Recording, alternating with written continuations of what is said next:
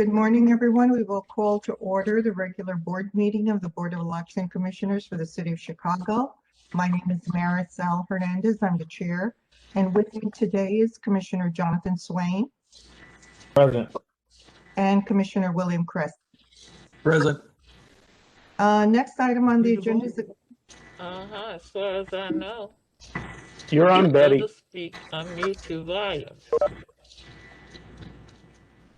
okay. Unmute your system volume. I don't know. Betty, we hear you. Okay, she can't hear. Okay. Okay. Let me go.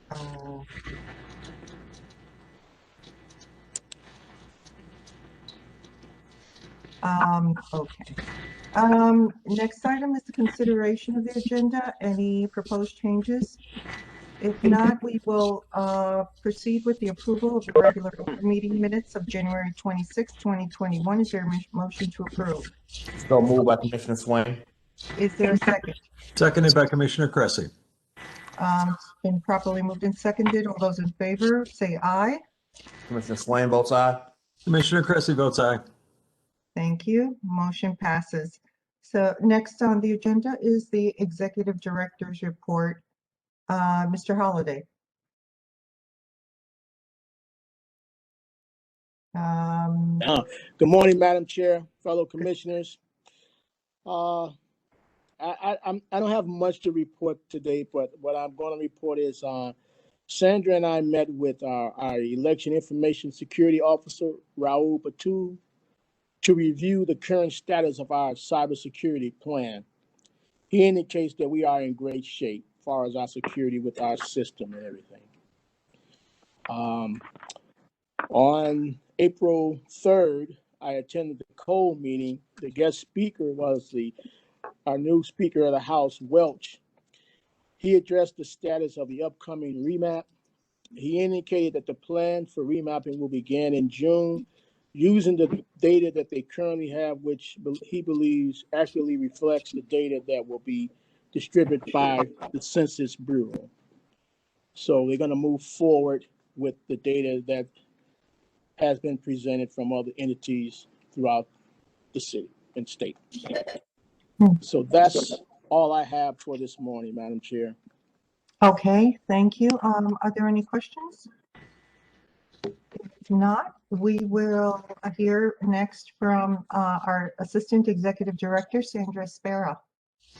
Good morning, Madam Chair and fellow commissioners. I have nothing new to report at this time, just continuing projects. Okay. Okay, thank you. And now we'll proceed with old business, infrastructure projects and changes in election administration and voting equipment. Mr. Holliday, anything new? No, on the voting equipment, nothing new. And as far as the e-poll books, nothing new at this time, Madam Chair. Okay, thank you. Next item is legislation. Mr. Lasker? So, still muted. Apologies. Thank you, Madam Chair, Commissioners. At the last meeting, we spoke about the federal bill, and as you know, Mr. Lance Goff has been working on summaries on that and has provided updates, so we'll let that stand for now. I did mention that we now have Public Act 102-001. I mentioned this bill previously. It was a fast-track bill that went through in between two of our meetings. It has now been signed by the governor. So just to reiterate, we now have law that authorizes, does not require, but authorizes curbside voting during early voting and also for on election day. The point here is that it eliminates, there's currently curbside voting required on election day, but only for voters with disabilities. This would allow for an election authority to expand that, as we did the past two elections. We allowed any person who was basically concerned about COVID risks, they could have done curbside voting. It also allows or requires that election authorities accept all vote by mail envelopes that have insufficient postage. That's not a change for Chicago. Chicago's been paying the postage on the return envelope for a long time, but now it's a statewide requirement that if the envelope comes in with insufficient postage, it still be accepted and approved by the election authority. Most significantly for our board is that this bill does authorize secure collection sites, drop boxes for vote by mail returns, and also provides some HAVA funding for the maintenance of those collection sites. That bill appears to be the only real election-related bill that's moving at the moment. I'm going to go through some now that we've been following that have, for the following bills, they have been reassigned back to the Rules Committee, which indicates that they're probably not going to go anywhere. There are two bills that would make general election day as a state holiday. That's House Bill 27 and House Bill 100. Those are both back in the Rules Committee. So as of now, it doesn't appear that that's going to happen. We talked about, excuse me, I'm just looking at my list here. There's a bill, House Bill 0256, which would provide for elected trustees for the city colleges of Chicago. That bill has also been re-referred back to the Rules Committee. These are coming out of the Ethics and Elections Committee. So the Elections Committee has seen these bills and sent them back to the Rules Committee, where they may linger until the session is over. Similarly, House Bill 0257, which would provide for elected members of the Chicago Board of Education. That bill has gone through the Elections Committee and back into the Rules Committee. Same with the bill, House Bill 0340, for the recall elections of local government officials. Same with body cameras on election judges and poll watchers, and same with free parking at early voting sites. So those are the bills that we've been tracking. The latest word from the State Board of Elections legislative liaison is that there's nothing expected for the remainder of the spring session involving elections unless something could change. You'll be reminded she did say that to me previously, and then all of a sudden the fast track bill came through that is now law. So we're still hoping that some other provisions will be addressed, but at this moment nothing else is moving that I've seen. Okay, thank you. Adam, I have a question. Yes. Oh.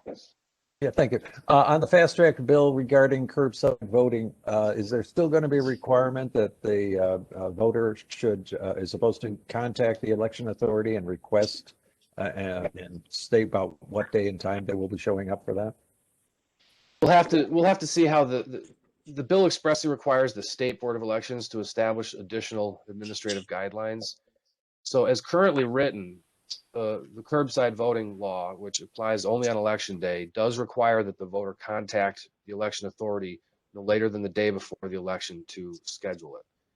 So my interpretation of the current law, which the bill does not mention that at all.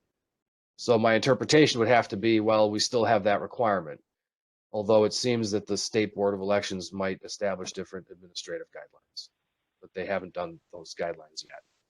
Okay, well, in your various discussions with the state board, if you could mention that, I think that would be good, just so that our judges know to expect someone to be showing up for curbside voting.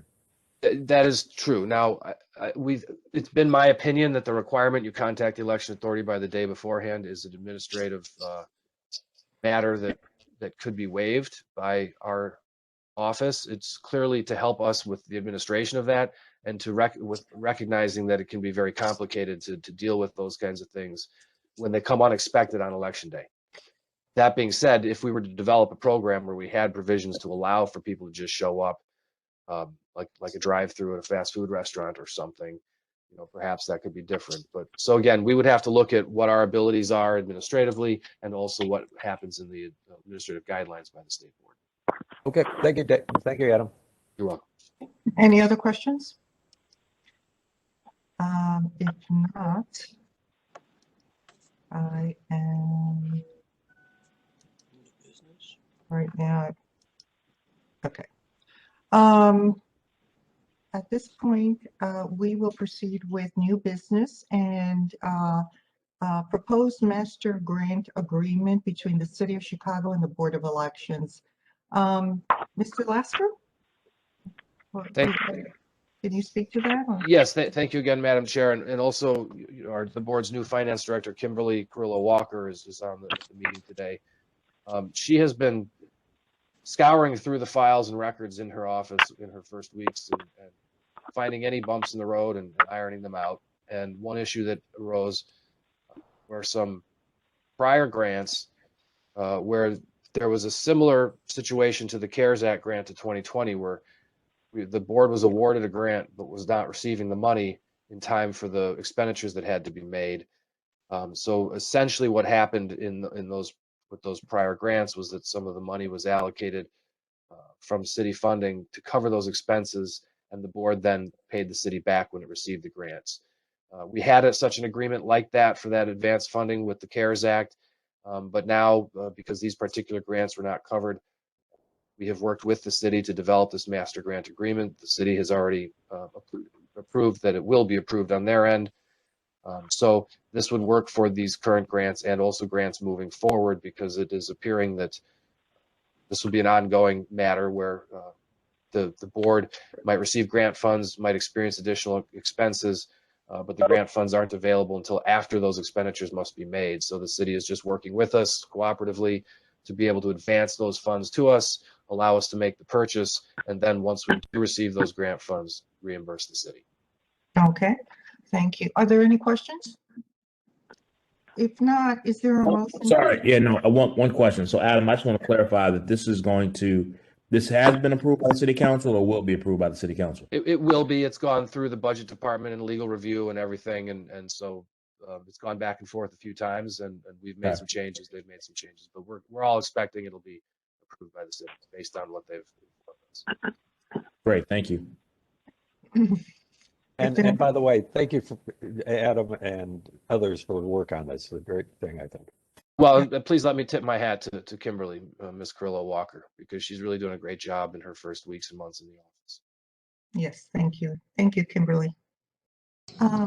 Is there a motion to authorize a master grant agreement with the city of Chicago, allowing for the board to reimburse the city for qualified expenditures made with advanced funding from the city to the board to be reimbursed upon receipt of qualified grant funds from external sources? So moved by Commissioner Cressy. Is there a second? Second by Commissioner Swain. It's been properly moved and seconded. All those in favor, please state aye. Commissioner Cressy votes aye. Commissioner Swain votes aye. Motion passes. Thank you very much. Next item on the agenda is a legal report. Mr. Lasker? Thanks again, Madam Chair. I don't have much to report in that regard today, including the case that we discussed during the last meeting. There's very little to update. Please feel free to contact me individually with any questions. But I don't see a need for executive session on any legal matters today, and we don't have much going on at the moment. Okay. We have no financial report today.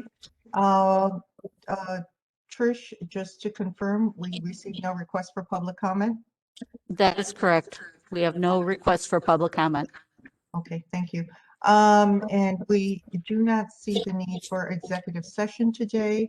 As a result I believe we have finished the business for today. Is there a motion to adjourn to our next regularly scheduled meeting? So moved by Commissioner Swain. Is there a second? Seconded by Commissioner Cressy. It's been moved and seconded. All those in favor state aye. Commissioner Swain votes aye. Yeah, and Commissioner Cressy votes aye as well. okay, and I was going to vote aye. That's fine. Okay. It'll make it unanimous. We are adjourned. Thank you, everyone, and we'll see you in 2 weeks.